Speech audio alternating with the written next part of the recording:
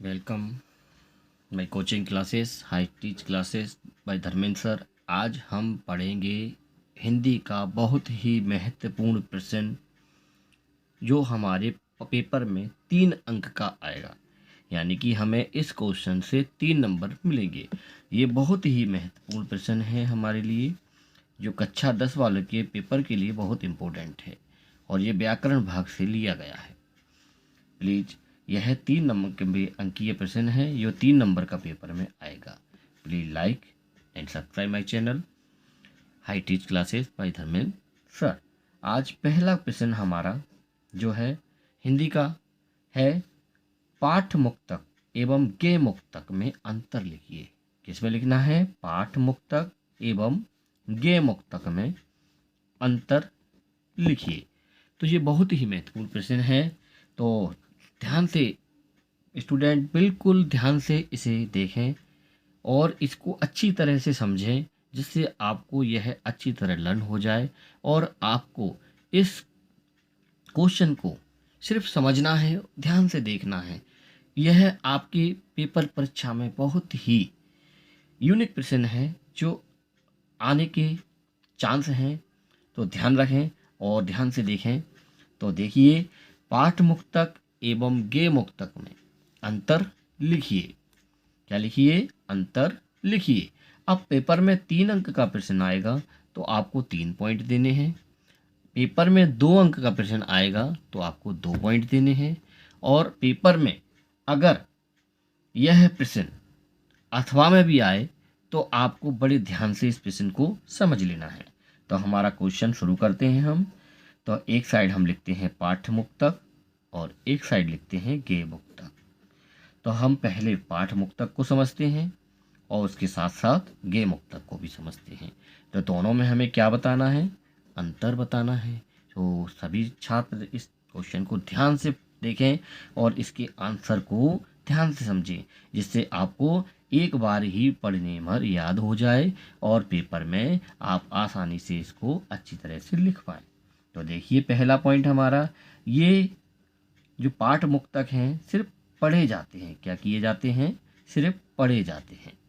पाठ मुक्तक पढ़े जाते हैं, जबकि गे मुक्तक में ऐसा नहीं होता है।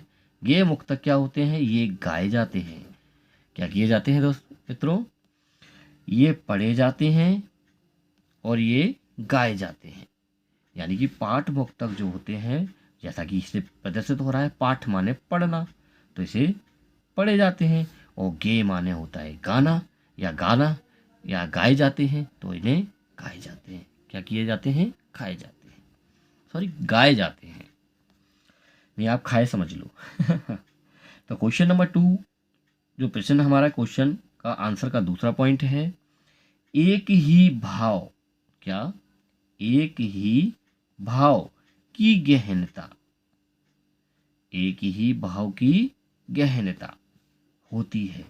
यानी कि इसके जो भाव होते हैं वो बहुत ही गहरे व्यंग करने वाले होते हैं, जिससे लोगों के दिमाग और दिल पे असर करें।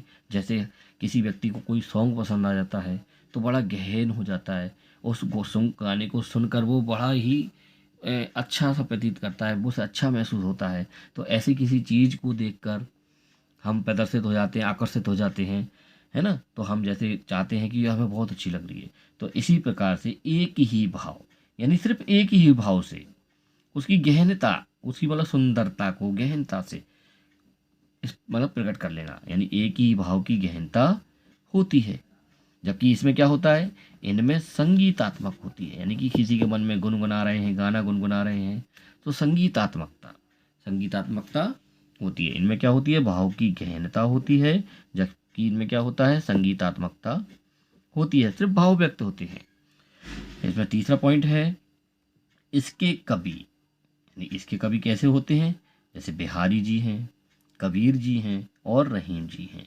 इसके जो कवि हैं वो कौन कौन हैं? बिहारी जी हैं, कबीर जी हैं और रहीम जी हैं। तो सभी ध्यान रखें, कौन कौन से हैं? कवि, बिहारी और कवि, बिहारी और सॉरी सॉरी इसके कवि हैं बिहारी, कबीर और रहीम। इसके कवि कौन हैं? बिहारी, कबीर और रहीम।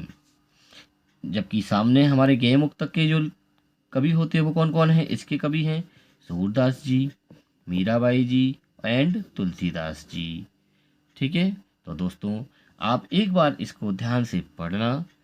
Please like and subscribe my channel. Thanks for watching.